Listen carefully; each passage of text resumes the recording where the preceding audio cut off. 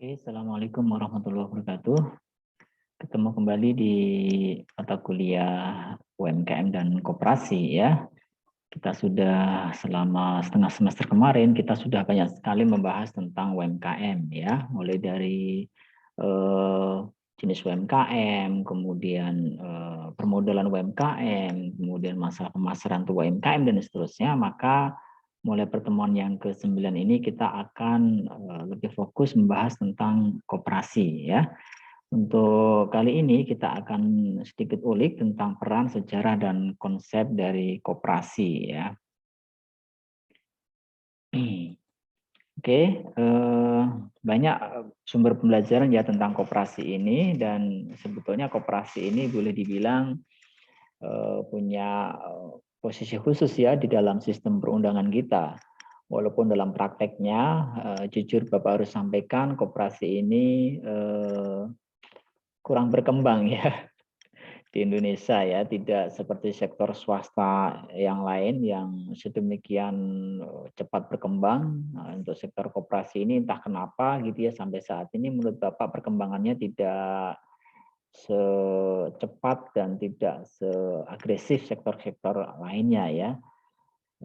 Nanti mungkin Anda bisa meneliti lebih jauh kenapa koperasi walaupun dia punya posisi khusus dalam sistem perekonomian kita, tapi di lapangan tidak banyak ya koperasi yang berhasil menjadi sebuah badan hukum yang besar gitu ya.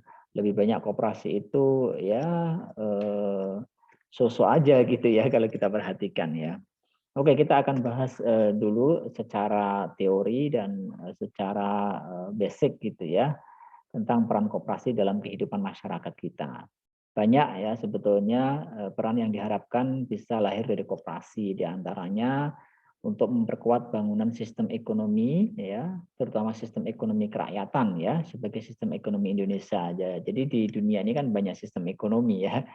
Nah, ada sistem ekonomi kapitalis ya, ada sistem ekonomi sosialis dan lain-lain ya, yang mereka punya mazhab sendiri-sendiri gitu ya. Sementara kita menganut sistem ekonomi kerakyatan ya, sistem ekonomi Pancasila yang sebetulnya menurut Bapak juga itu berusaha mengadopsi dari sekian banyak sistem ekonomi kemudian diracik sedemikian rupa sehingga sesuai dengan falsafah dasar negara kita ya, yaitu Pancasila. Peran berikutnya adalah membangun solidaritas ekonomi nasional, memperkecil distorsi pasar ya. Distorsi pasar ini maksudnya adalah ketidaksempurnaan pasar yang mengakibatkan pasar itu tidak efisien. Bisa jadi karena praktek-praktek monopoli, sektor tertentu yang terlalu besar dan seterusnya. Nah, sehingga terjadi distorsi pasar.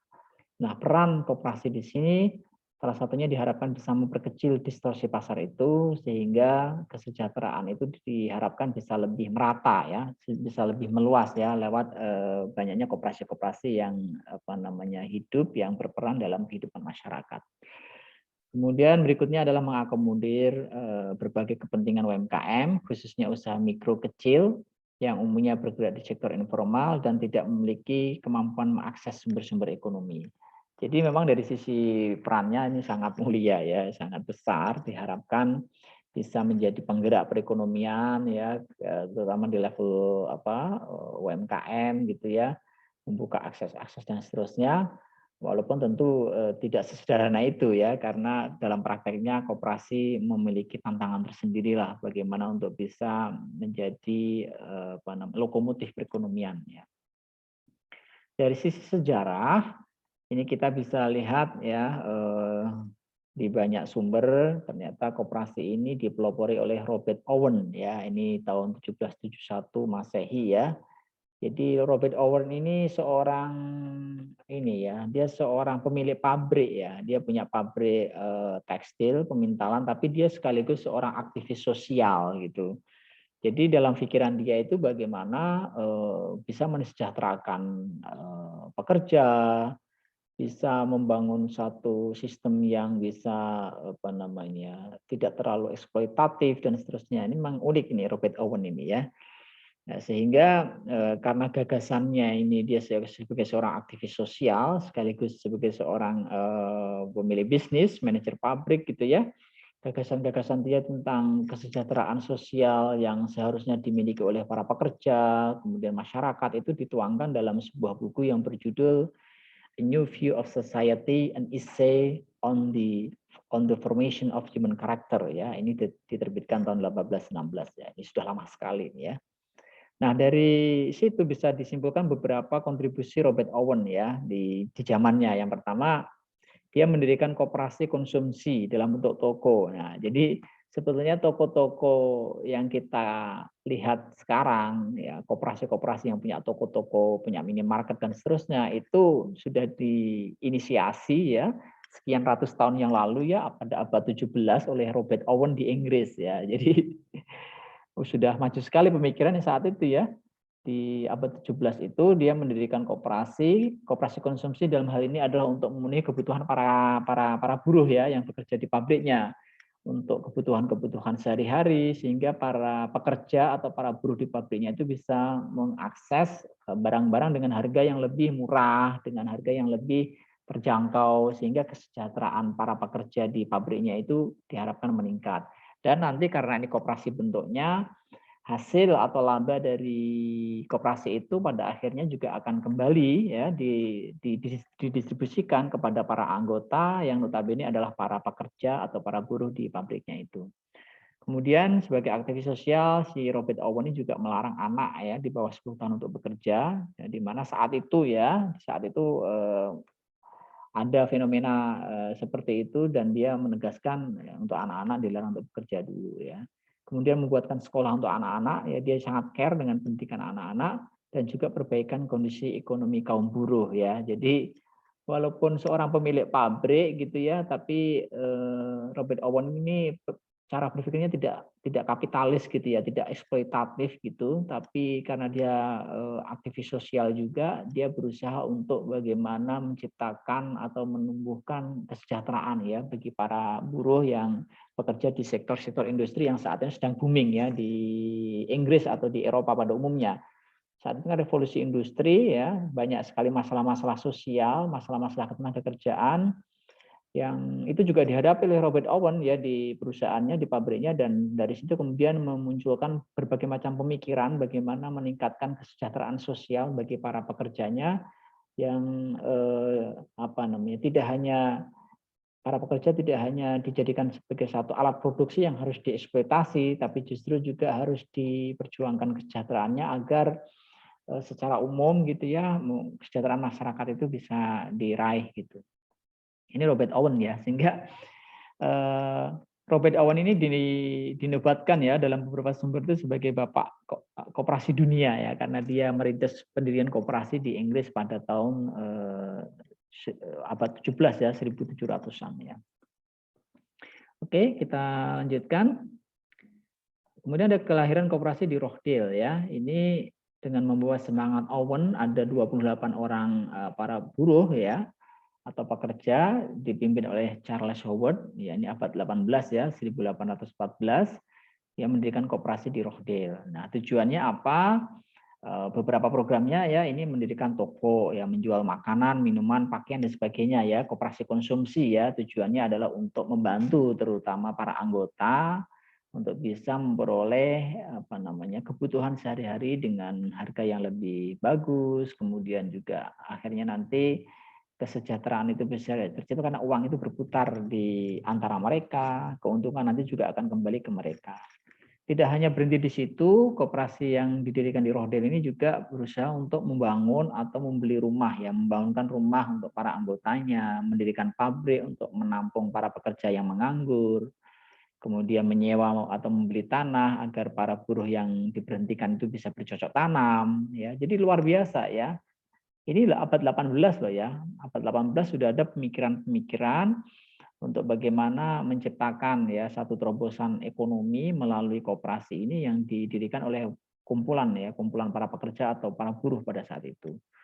Ada lagi membangun hotel yang sederhana ya di lingkungan perumahan buruh ya untuk keperluan-keperluan mereka untuk disewakan dan seterusnya. Dan terutama adalah membangun masyarakat yang dapat memenuhi kebutuhannya sendiri ya.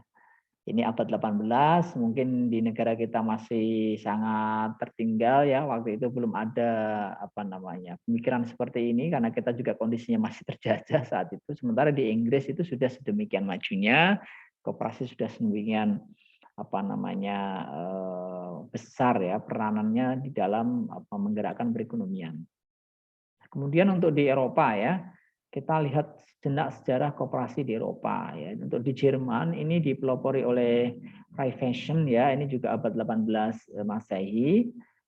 Dia mendirikan koperasi kredit ya yang diperuntukkan untuk menolong petani dari lintah darat ya. Jadi kalau sekarang di Indonesia banyak ya koperasi-koperasi didirikan tujuannya untuk bisa memberangus praktek rentenir di negara kita ya dengan memberikan pinjaman ya, koperasi simpan pinjam dengan bunga yang relatif ringan lah buat para anggotanya ya. Nah, ternyata ini di Eropa itu sudah dirintis ya, di Jerman itu oleh Raiffeisen itu di abad 18.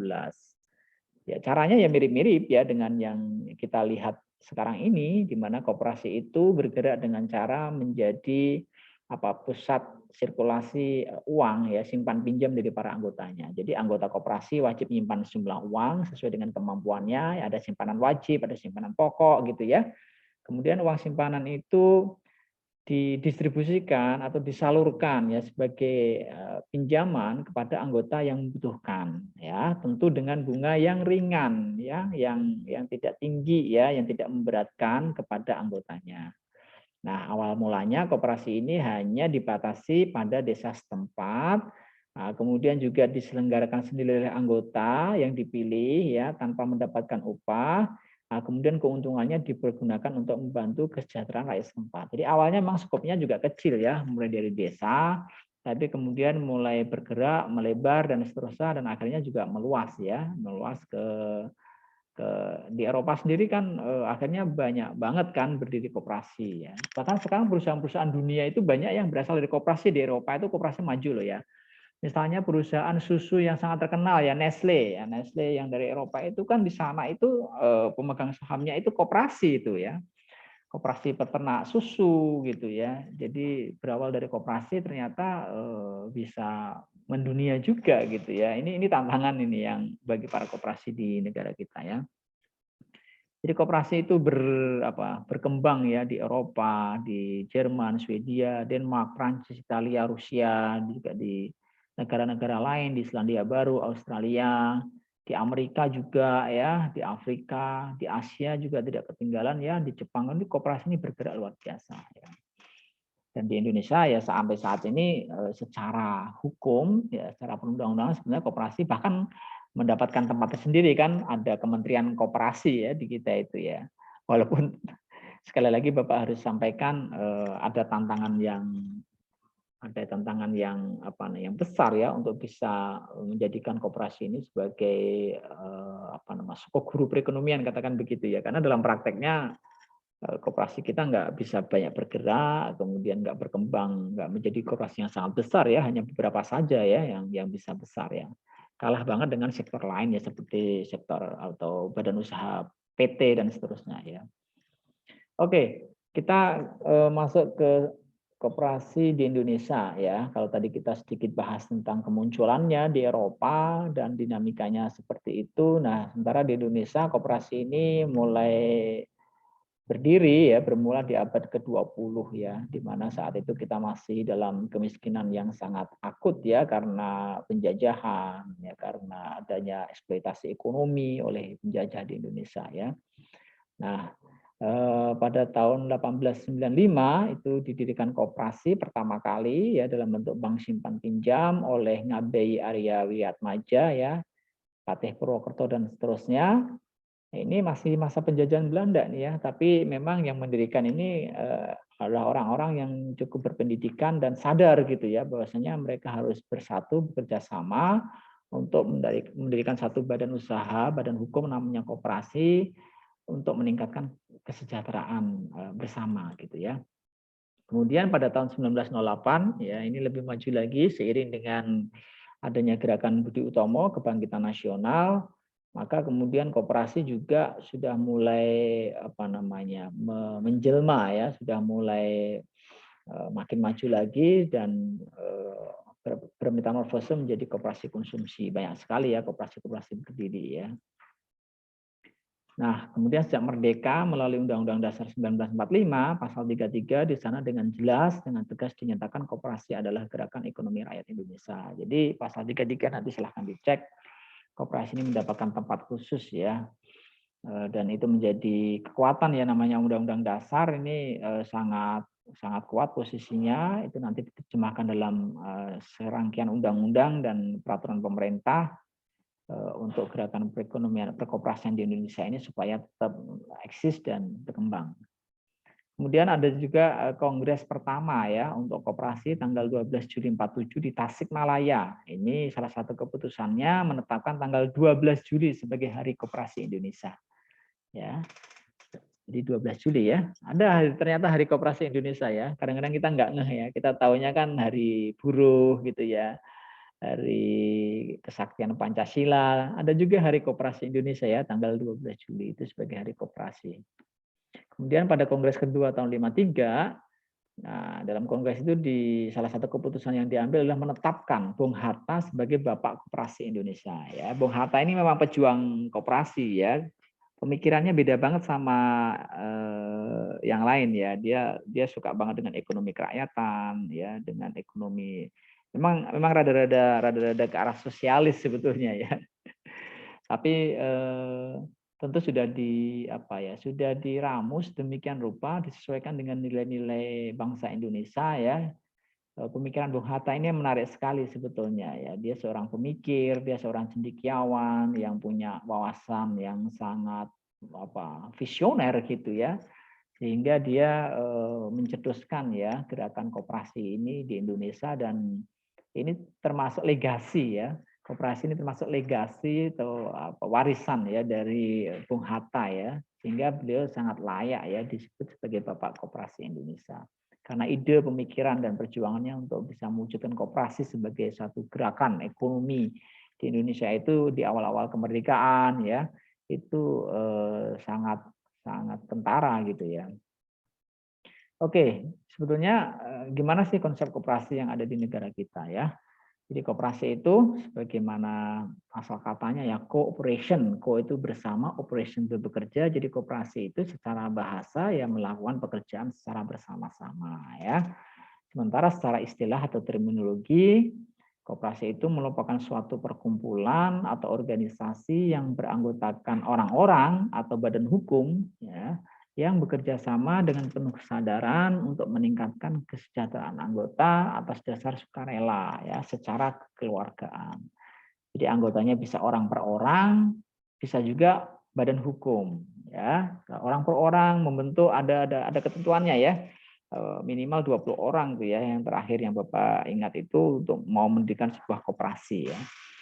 Tapi juga bisa badan hukum mendirikan koperasi bisa juga ya. Misalkan beberapa koperasi nanti bergabung kemudian mendirikan koperasi juga bisa. Nah, koperasi sekunder namanya ya. Kalau orang per orang namanya mendirikan koperasi primer ya. Oke, Undang-Undang nomor 17 ya tahun 2012 ini tentang koperasi. Jadi diingat ya landasan hukum koperasi di Indonesia itu Undang-Undang nomor 17 tahun 2012. Di sana disebutkan bahwa koperasi adalah badan hukum ya yang didirikan oleh perseorangan atau badan hukum koperasi dengan pemisahan harta kekayaan para anggotanya sebagai modal ya untuk menjalankan usaha yang memenuhi aspirasi dan kebutuhan bersama ya di bidang ekonomi, sosial, budaya sesuai dengan nilai dan prinsip-prinsip koperasi ya. Nah, landasan dan asasnya Undang-Undang Nomor 25 Tahun ya 1992. Oke. Di sana menyatakan bahwa koperasi berlandaskan Pancasila dan Undang-Undang Dasar 1945 serta berdasar atas asas kekeluargaan. Ya, awalnya Undang-Undang 25 tahun 92 ya. Kemudian ini berarti di-renew ya, diperbarui dengan Undang-Undang 17 tahun 2012 ya. Oke, kemudian fungsi dan peran koperasi ada beberapa ya, diantaranya membangun dan mengembangkan potensi ya dan kemampuan ekonomi anggota pada khususnya dan masyarakat pada umumnya untuk meningkatkan kesejahteraan ekonomi dan sosialnya. Jadi basisnya selalu anggota ya. Anggotanya ini potensinya apa, kemudian kemampuan dari sisi ekonomi apa, maka kemudian berkumpul bersama menunjukkan satu badan hukum, fokusnya ke anggota lagi gitu ya, bagaimana bisa mengembangkan potensi dan bisa ikut meningkatkan kesejahteraan ekonomi para anggotanya. Berikutnya adalah berperan serta ya secara aktif dalam upaya mempertinggi kualitas kehidupan manusia dan masyarakat ya, ini yang lebih umum ya. Kemudian memperkokoh perekonomian rakyat sebagai dasar kekuatan dan ketahanan perekonomian nasional. Karena kalau koperasinya banyak, anggotanya banyak, semuanya maju, tentu ini akan berpengaruh terhadap perekonomian nasional ya.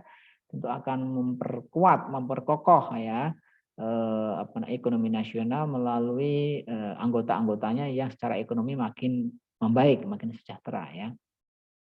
Kemudian juga berusaha untuk mewujudkan ya dan mengembangkan perekonomian nasional yang merupakan usaha bersama berdasar atas asas kekeluargaan dan demokrasi ekonomi. Jadi memang kebersamaan itu menjadi satu prinsip yang digaung-gaungkan ya dalam gerakan koperasi ini ya. Beda banget dengan ekonomi kapitalis ya. Kalau di sana kan memang pemilik modal itu menjadi satu fokus kekuatan gitu ya. Jadi ya yang menjadi doktrin kalau dalam ekonomi kapitalis kan untuk meningkatkan ini ya kemakmuran pemegang saham kan gitu. Nah, pemegang saham lah yang menjadi fokus dari kemakmuran itu. Sementara kalau dalam koperasi ya para anggota, karena para anggota ini kan menjadi pemilik kan, jadi pemiliknya bisa banyak banget ya.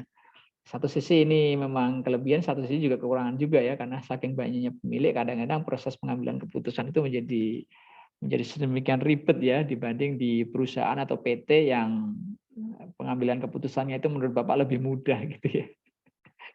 Nanti memang kondisi di lapangan dengan kondisi di konsep atau teori itu kadang-kadang berbeda ya, tantangan pengelola di situ ya. Oke, prinsip Koperasi Indonesia ini berdasarkan Undang-Undang 25 tahun 92. Pertama, keanggotaannya sukarela, jadi nggak bisa ya orang dipaksa jadi anggota, diwajibkan, nggak bisa ya. Harus prinsipnya sukarela, mau ikut silahkan, nggak ikut juga nggak apa-apa ya. Pengelolaannya bersifat demokratis, kemudian pembagian SHU, ya sisa hasil usaha, dilakukan secara adil, sebanding dengan besarnya jasa usaha masing-masing anggota atau kontribusi tiap-tiap anggotanya itu nanti bisa dikonversi ya dalam SHU. Jadi kalau misalkan dalam PT kan dividen ya, kalau misalkan seorang pemilik saham di perusahaan perseroan terbatas itu dia mendapatkan dividen, kalau dalam koperasi kan mendapatkan SHU ya. Dan SHU ini nanti ya, di sana ada di undang-undang itu sudah dijelaskan sebetulnya ya, dibagi-bagi kan SHU itu sekian persen untuk cadangan, sekian persen untuk pengurus, sekian persen untuk pengawas, sekian persen untuk pendidikan dan pelatihan, sekian persen dalam bentuk dibagikan dalam bentuk SHU dan seterusnya ya, sudah ada ketentuannya ya. Kemudian juga ada pemberian balas jasa terbatas terhadap modal ya. Ada prinsip kemandirian, ada prinsip kerjasama antar koperasi, pendidikan perkoperasian dan seterusnya ya. Nah, ini pengalaman Bapak dulu yang ngelola koperasi itu memang biasanya di RAT ya, namanya rapat anggota tahunan itu jadi tarik menarik. Terutama dalam hal pembagian SHU ya. Ada yang menghendaki SHU-nya gede kan gitu. Makanya dia berharap cadangannya diperkecil aja. Porsi SHU-nya diperbesar karena ya namanya anggota kan juga pengen menikmati hasil kan gitu. Tapi ada juga yang untuk kepentingan lebih besar, untuk perkembangan koperasi, jangan. Yang dibagi cukup let's say 40% aja. Yang selebihnya itu ya cadangan plus untuk pengurus dan lain seterusnya gitu ya. Itu tergantung dari kesepakatan para anggota di dalam RAT ya, karena memang ada ruang untuk menegosiasikan itu ya. Oke, penggolongan koperasi ya ada 2 kelompok ya berdasarkan fungsi. tingkatan dan luas wilayahnya ya. Nah, kalau berdasarkan fungsi ada 3 jenis koperasi, ada koperasi konsumsi, koperasi jasa, dan koperasi produksi ya. Ini enggak ada tulisannya, ini koperasi produksi ya. Ini berdasarkan fungsinya ya. Kalau konsumsi ya fungsinya menyediakan kebutuhan para konsumen, para anggotanya ya. Biasanya koperasi konsumsi ini contoh koperasi-koperasi yang bergerak di bidang perdagangan kebutuhan sehari-hari, minimarket yang menyediakan kebutuhan sehari-hari, ini maksudnya koperasi konsumsi. Kalau koperasi produksi ya dia lebih banyak bagaimana mengolah bahan baku kemudian diolah dengan suatu proses khusus sehingga nanti menghasilkan produk ya barang jadi yang itu kemudian dijual ya kepada masyarakat luas ya. Jadi ada fungsi produksi di sana gitu ya. Kalau konsumsi ya hanya berdagang. Kalau koperasi jasa ya dia menyediakan jasa ya, jasa-jasa tertentu bisa jasa simpan pinjam itu koperasi jasa tuh. Bisa jasa apa namanya pengurusan sesuatu gitu kan banyak banget tuh kalau di perumahan-perumahan tuh Bapak lihat banyak banget nih koperasi jasa ini. Koperasi punyanya warga gitu ya, forum komunikasi warga, dia bergerak dalam bidang jasa tertentu misalkan jasa pengurusan STNK, perpanjangan STNK, jasa pengurusan apa namanya izin tinggal, jasa pengurusan dan macam-macam ya. Itu yang selain konsumsi dan produksi itu masuk dalam kategori jasa ya untuk berdasarkan fungsinya. Kalau berdasarkan tingkat dan luas wilayah kerjanya ada 2 nih ya. Yang pertama koperasi primer. Ini koperasi yang minimal memiliki anggota sebanyak 20 orang. Yang kedua adalah koperasi sekunder ya. Ini adalah koperasi yang terdiri dari gabungan badan-badan koperasi serta memiliki cakupan wilayah kerja yang lebih luas dibanding dengan koperasi primer. Jadi kalau koperasi sekunder ini anggotanya koperasi-koperasi. Jadi beberapa koperasi ini bergabung.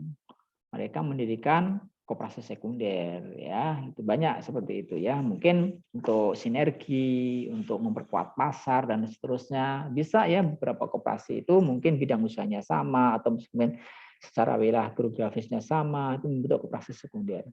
Sementara kalau koperasi primer ini ya koperasi yang banyak kita lihat ya didirikan minimal 20 orang bergerak dalam bidang tertentu untuk ke ini anggotanya gitu ya untuk kesejahteraan anggotanya dan seterusnya. Nah, koperasi sekunder itu bisa dibagi lagi menjadi yang pertama koperasi pusat ya. Ini koperasi yang beranggotakan paling sedikit 5 koperasi primer ya. Kemudian juga gabungan koperasi. Ini koperasi yang anggotanya minimal 3 koperasi primer atau pusat induk koperasi yaitu koperasi yang minimum anggotanya ada 3 gabungan koperasi. Ya, jadi ini strukturnya ya. Jadi misalkan ada koperasi primer. Koperasi primer itu yang beranggotakan minimal 20 orang tadi ya. Nah, paling sedikit 5 koperasi primer ini misalkan dia membentuk apa namanya koperasi sekunder itu namanya koperasi pusat. Nah, kalau misalkan koperasinya ini hanya tiga koperasi primer saja yang bergabung namanya gabungan koperasi. Nah, gabungan koperasi ini juga bisa lagi membentuk induk koperasi. Ya, kalau ada 3 gabungan koperasi, kemudian berkumpul membentuk lagi perkumpulan namanya induk koperasi, pusat induk koperasi ya. Banyak juga ya induk koperasi ya bisa kita lihat ya, ada induk koperasi batik, koperasi silahkan nanti dicek ya. Ini kan sesuai dengan kebutuhan organisasi saja ya. Oke, jenis koperasi menurut ketentuan undang-undang ya. Ini ada koperasi simpan pinjam. Dari namanya saja udah ketahuan ya, ini koperasi yang beranggotakan masyarakat baik selaku konsumen maupun produsen ya. Usaha koperasi ini ya lebih kepada penyelenggaraan fungsi apa? Penyimpanan dana ya, menyediakan modal untuk kepentingan anggota baik selaku konsumen maupun produsen ya. Nah, koperasi simpan pinjam ini masuk dalam kategori koperasi jasa ya. Kalau dari sisi fungsinya ya koperasi jasa dan biasanya koperasi jenis ini nih yang paling diminati ya. Tapi minatnya bukan minat nyimpen ya, kebanyakan minatnya minat minjem gitu. Jadi anggota koperasi karena pengen pinjem ya, kebanyakan begitu kalau di masyarakat. Jadi tujuan mereka tuh bergabung itu biasanya dari awal niatnya supaya bisa pinjem gitu. Tapi kalau semuanya niatnya pinjem, ya yang nyimpen nggak ada, ya apa yang mau dipinjemkan kan gitu. Makanya biasanya dalam sebuah koperasi simpan pinjam itu ada dalam tanda kutip ada ini juga ya, ada bandarnya juga ya. Ada anggota gitu, ada investor yang memang bekerja sama yang dia itu menanamkan dananya untuk kemudian dipinjam-pinjamkan. Tapi sebaiknya memang ya tetap sumber dana itu ya berasal dari simpanan pokok dan simpanan wajib anggota tiap bulan ya, dan terbuka ya ke simpanan sukarela. Jadi nggak boleh juga ya ada anggota yang sangat dominan gitu ya, nanti dia bisa menyetir sekali kan gitu. Jadi ya tetap ada peluang untuk masuk dana sukarela ya dari anggota ya kalau memang itu diperlukan ya, misalkan kebutuhan untuk pendanaan atau distribusi dana dari kebutuhan anggota itu banyak, sementara simpanan dana dari simpanan pokok dan simpanan wajibnya masih kurang ya, ya silahkan masukin dana dari pintu simpanan sukarela dan tentu nanti akan mendapatkan apa namanya, ada perhitungan tertentu ya, ada semacam perhitungan sisa hasil usaha ya yang sesuai kesepakatan dengan pengurus koperasi dengan anggota yang menempatkan dana sukarela itu, sehingga ya sama-sama menguntungkan lah ya, ada bagian buat koperasi yang nanti juga akan didistribusikan kepada anggota pada akhirnya, ada juga bagi investor ya atau orang yang menempatkan dana secara sukarela di koperasi. Jenis berikutnya ya setelah koperasi simpan pinjam adalah koperasi konsumen. Ya, ini koperasi yang beranggotakan konsumen atau pemakai barang kebutuhan sehari-hari. Ya, jadi usaha ini menyelenggarakan fungsi penyediaan barang-barang keperluan sehari-hari untuk kepentingan anggota ya. Sekali lagi ini banyak ya, misalkan di sekolah ada koperasi sekolah, baik jualan kebutuhan-kebutuhan anggota, kebutuhan guru, kebutuhan murid, kebutuhan karyawan. Biasanya di sekolah banyak nih punyanya koperasi gitu. Karena nanti keuntungannya dibagikan lagi kepada anggota. Di kantor-kantor juga begitu banyak, tapi ya itu tadi biasanya tidak berkembang ya, hanya segitu-segitu saja gitu. Karena untuk mekanisme berkembangnya memang ada beberapa hambatan birokratis yang sulit gitu ya. Beda sama jaringan minimarket yang dalam tanda kutip PT gitu ya, yang kita bisa lihat di kanan kiri kita ada 2 brand yang saling bersaing dan itu perdagangannya masif banget. Jumlahnya sampai puluhan ribu ya seluruh Indonesia dan mudah banget berkembang itu ya karena mungkin sistem yang diciptakan itu memudahkan mereka untuk berkembang kan gitu. Pengambilan keputusannya itu bisa sangat cepat gitu ya. Sementara untuk koperasi relatif karena mungkin pikiran banyak orang, kemudian yang berkepentingan juga banyak banget sehingga sulit ya proses pengambilan keputusan itu seringkali kadang-kadang lebih sulit gitu ya. Oke, itu untuk koperasi konsumen ya. Kemudian koperasi produsen, ini koperasi yang beranggotakan para produsen barang, memiliki usaha rumah tangga atau produksi ya. Ini biasanya ya penyedia sarana produksi, memproses barang, dan sekaligus memasarkan ya barang-barang yang dihasilkan itu untuk para anggota dan masyarakat luas ya. Kemudian ada juga koperasi pemasaran, ini beranggotakan para pemasok barang hasil produksi, ini lebih ke trading ya, lebih ke perdagangan. Kalau produsen lebih ke mereka yang memproduksi barang, kalau koperasi pemasaran lebih ke para pemasok ya, para pedagang ya, yang apa namanya para distributor dan seterusnya ya.